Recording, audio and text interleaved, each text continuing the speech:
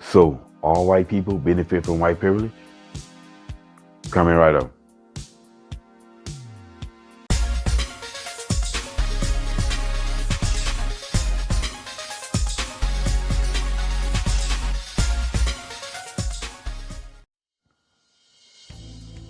What's up, y'all? Welcome back to Common Sense, Logical Reason. And as always, I want to say thank y'all for joining me today. So, it is believed by many blacks that white folks today still benefit from white privilege. Now, all white people benefit from white privilege is basically an example of race sorcery.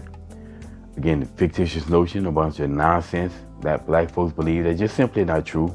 However, in this case, I would normally put it under a race sorcery video, but I'm responding to another clip of Dr. Umar Johnson on the Ari Not Sorry show, and he spoke on white privilege, the issue or the topic of white privilege.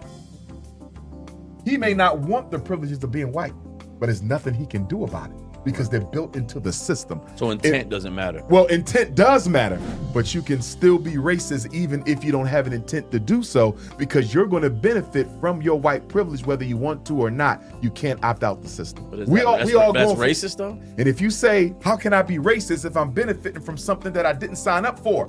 What have you done to tear the system down? What do you expect from white people though? I'm asking. I don't have no expectations. No, I'm saying in your perfect Empowerment world. got to come from the group, because a lot of white folks will say, I don't practice racism. I don't discriminate against blacks. Mm-hmm. You may not. What about your mom? What about your father? What about your wife? Right. What about your coworker? What about your frat brother? You follow me? So you are guilty not through commission. Mm-hmm. You didn't do nothing. Mm-hmm. You guilty through omission. Mm-hmm. You saw it and stayed silent. Mm-hmm. Okay, first off, what exactly is white privilege, right? This is something, like I say, a buzz, just yet another buzzword that you hear black folks constantly repeating, that black folks have been brainwashed and indoctrinated with. But what exactly is it? I mean, it's literally nothing. And I haven't heard one legitimate example of white supremacy or what white supremacy is. Now, I've heard people say that, white supremacy is that white people benefit from the structure. Anyway, so let's unpack what this fool said. Now, he said that, white privilege is built into the system. Again, what does that mean? What does that mean? It means nothing. It means nothing. There's nothing that a white person can do in America that a black person can do. And then he said, they benefit from white privilege whether they want to or not. Well, that's how you know white privilege is just a bunch of nonsense, because everybody they keep saying this, but nobody never explains anything. Anytime you hear a black person talks about, or a white person talks about white privilege, it's always them just saying white privilege, never explaining, never giving us any explanation or elaborating on what this white privilege is. They just keep repeating like a bunch of parrots. But then again, you can't really explain the unexplainable. Then he said, what have they done to tear down the system? You mean the system that has lifted more people out of poverty than any other system on the face of the planet, that being capitalism, that he claims supposedly needs poverty, right? You mean people who leave their homes to come and live under that system? Got people illegally coming into the country to be part of that system and take part of that system. I mean a system that let anyone achieve whatever they want to do, no matter how much or how less they want to achieve. So why should we tear down that system? Again, the system is not stopping black people. Idiotic. And then he said, he asked, what about your mom or your father, your sisters, all the others? In other words, your mom, your father, sisters, all white supremacists, or have you checked them? Well, no one's mom is stopping Dr. Umar Johnson from achieving anything he wants, regardless of their skin shade. Okay, no one's father is stopping him from opening a school. That's his incompetency, because he's just incompetent.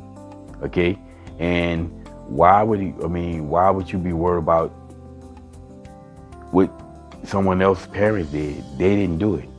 Okay, so if you're telling me that he's being called a deadbeat, Dr. Umar Johnson is being called a deadbeat, So if he has a son, I mean, it's widely believed that he has another child out there out of wedlock, and possibly even more.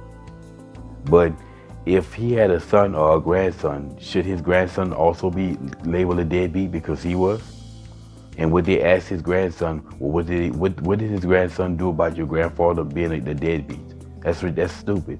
Again, a person has nothing to do with what their parents do or nobody else. The only person that you really truly control is yourself. So the only person that you can ask a white person about is themselves. You can't ask them about their father, their sisters, and their brothers or whoever. Now, lastly, he said that white people are guilty by commission and not of commission, but omission. In other words, white people who don't respond to race, they're dead racism. They're not the ones conducting it, but they sit silently and let it happen. So they are guilty by omission. Well, the biggest problem with black folks in America today, I would have to say, is the broken homes and the decline of the black family that led to the ghetto mentality this mentality that you see is widespread among so many blacks in America today.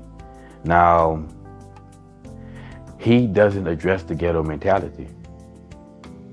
He very rarely does, because he spends more time saying that blacks, don't build institutions and stuff like that, which I would say that's true. But he very rarely addresses the ghetto mentality, this real problem. So is he also guilty of omission by not talking about it? Also, he participated in the downfall of the black family by leaving children out of wedlock. So didn't he participate by commission? So he's both guilty of basically commission and omission in his behavior when it comes down to the downfall of the black community, which is a far greater problem than some allegedly white supremacy and white privilege. So he's being a hypocrite here. Now, the worst part about it is he made that stupid mean face like he was just up here cooking and he ain't said a damn thing. But anyway, like I said, it should be widely seen by those people who have common sense that Dr. Umar Johnson is an idiot.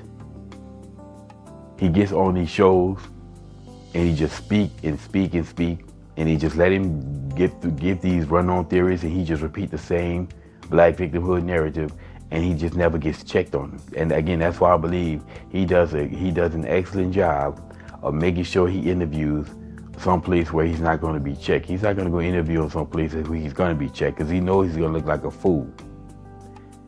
On top of him, there's much of a fool here, he's always looking. He's going to look even more foolish. Like I said, he was not going to go interview with Kevin Samuels. And he's not going to go interview with, say, Thomas Sotomayor, because Thomas Sotomayor, who's a very extremely logical person, is going to check all of his nonsense. And it's going to go from an interview to mostly a debate. And he's going to lose because he's an idiot. Anyway, like I said, this is just another one of those clips from the interview that he did with the Ari Not Sorry show. And again, I'll cover a few more of these clips because, like I said, if I say he's an idiot, I want to back it up with evidence. Anyway, y'all, as always, until next time.